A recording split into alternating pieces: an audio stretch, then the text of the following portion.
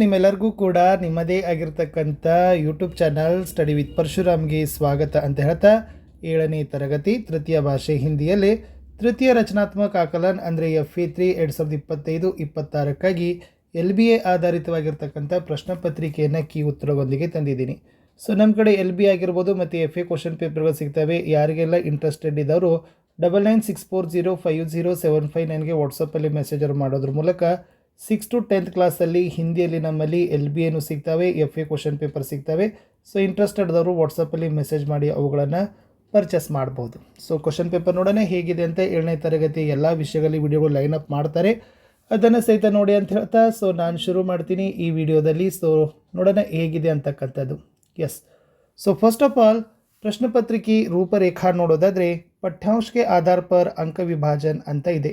So ಪಾಠದ ಆಧಾರದ ಮೇಲೆ ಅಂಕ ವಿಭಾಜನೆಯನ್ನು ನೋಡೋದಾದರೆ ಸೊ ಇದು ಮೋಸ್ಟ್ ಇಂಪಾರ್ಟೆಂಟ್ ಆಗಿರ್ತಕ್ಕಂಥದ್ದಿತ್ತು ಫ್ರೆಂಡ್ಸ್. ಸೊ ನೀವು ಇದರಲ್ಲಿ ನಾವಂದರೆ ಎಷ್ಟು ವೇಟೇಜ್ಗಳನ್ನು ಹಾಕಿದ್ದೀವಿ, ಎಷ್ಟು ಕಂಟೆಂಟ್ ಇದೆ ಅನ್ನೋದನ್ನು ನಿಮ್ಗೆ ಏನಾಗ್ತದೆ ಅಂತಂದರೆ ಗೊತ್ತಾಗ್ತದೆ. ಸೊ ಫಸ್ಟ್ ನೋಡೋಣ. ಎಸ್, ದಿಲ್ಲಿ ಪಾಠಕ್ಕೆ ಟೋಟಲಿ 4 ಅಂಕ ಇದೆ.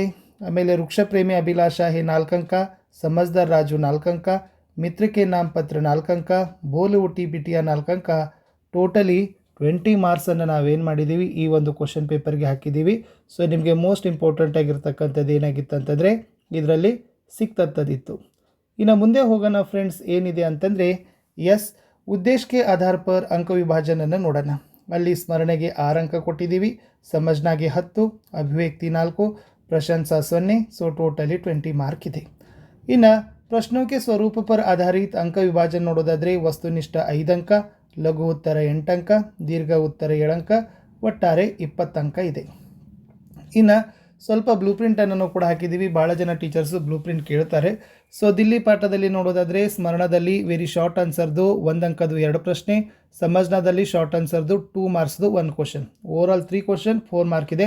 ಇನ್ನು ಮೇರಿ ಅಭಿಲಾಷಾ ಹೇದಲ್ಲಿ ಅಭಿವ್ಯಕ್ತಿದಲ್ಲಿ ಕೇವಲ 4 ಅಂಕದ್ದು 1 ಪ್ರಶ್ನೆ ಹಾಕಿದ್ದೀವಿ, 1 ಪ್ರಶ್ನೆ 4 ಅಂಕ.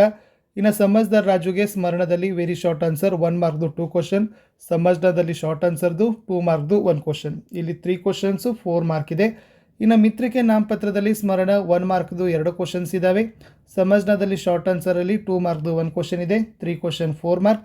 ಬೋಲು ಟಿ ಬಿಟಿಯಾದಲ್ಲಿ ಸಮಜ್ನಾದಲ್ಲಿ ಶಾರ್ಟ್ ಆನ್ಸರಲ್ಲಿ ಸೊ ನಾನು 2 ಮಾರ್ಕ್ಸ್ದು 2 ಕ್ವಶನ್ಸ್ ಇದ್ದಾವೆ, 2 ಕ್ವಶನ್ 4 ಮಾರ್ಕ್. ಓವರಾಲ್ 1 ಮಾರ್ಕ್ದು 16 ಇದ್ದಾವೆ, 2 ಮಾರ್ಕ್ 5, 4 ಮಾರ್ಕ್ 1, ಓವರಾಲ್ 12 ಕ್ವಶನ್ಸ್ ಇದ್ದಾವೆ. ಓಕೆ, ಸೊ 12 ಕ್ವಶನ್ಸ್ ಇದ್ದಾವೆ.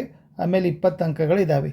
कोष्टक के अंदर की संख्या, प्रश्न संख्या और बाहर की संख्या अंक इंगित है ಅನ್ನೋದನ್ನು ಏನು ಮಾಡಿದ್ದಾರೆ ಕೊಟ್ಟಿದ್ದಾರೆ.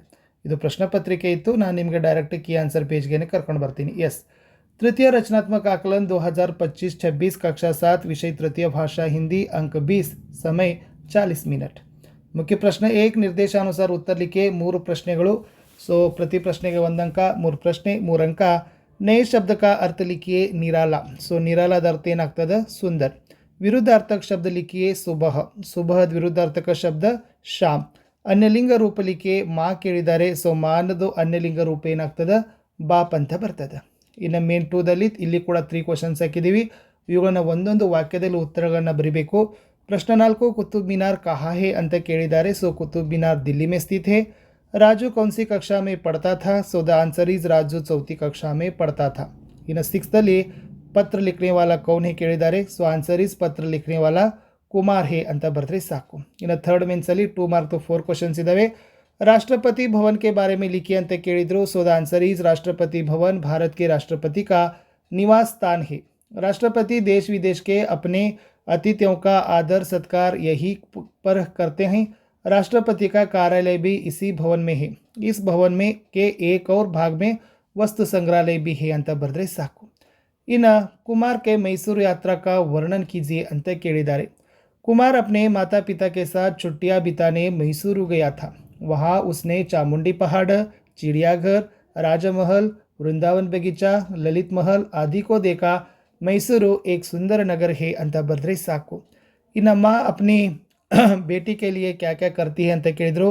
माँ घर के सबकी देखभाल करती है, खाना पकाती है, बर्तन मांजती है, कपड़ा धोती है, घर को साफ सुथरा रखती है, बच्चों की आवश्यकता पूर्ण करने में सदैव तत्पर रहती है, खेतों का काम भी संभालती है. ಇನ್ನು 10th ಕ್ವಶನ್ ಇತ್ತು ಝಾನ್ಸಿ ಕಿ ರಾಣಿ ಕೆ ಬಾರೆ ಮೇ 3 ವಾಕ್ಯ ಲಿಖಿए ಅಂತ ಕೇಳಿದ್ದಾರೆ. ಎಸ್, रानी लक्ष्मीबाई साहस और वीरता का प्रतीक थी. उनका जन्म काशी में हुआ था. बचपन में उन्हें मणिकर्णिका के नाम से जाना जाता था. उन्होंने 1838 में 1838 में झांसी के राजा गंगाधर राव से विवाह किया था. राजा गंगाधर राव की मृत्यु के बाद उन्होंने झांसी की बागडोर संभाली और अंग्रेज़ों से कई लड़ाइयाँ लड़ी, लेकिन अपना राज अंग्रेज़ों को नहीं सौंपा. उन्होंने घुड़सवारी, तलवारबाजी और युद्ध कौशल में ಶಿಕ್ಷಾ ಪ್ರಾಪ್ತಿ ಕೀತಿ ಅಂತ ಬರೆದ್ರೆ ಸಾಕು. ಇನ್ನು ಅನುವಾದ ಮಾಡಲಿಕ್ಕೆ 2 ಪ್ರಶ್ನೆಗಳನ್ನು ಕೊಟ್ಟಿದ್ದೀವಿ. ಸೊ ಪ್ರತಿಯೊಂದಕ್ಕೂ ಏನಪ್ಪ ಅಂತಂದರೆ 1 ಅಂಕ, 2 ಕ್ವಶನ್ 2 ಮಾರ್ಕ್.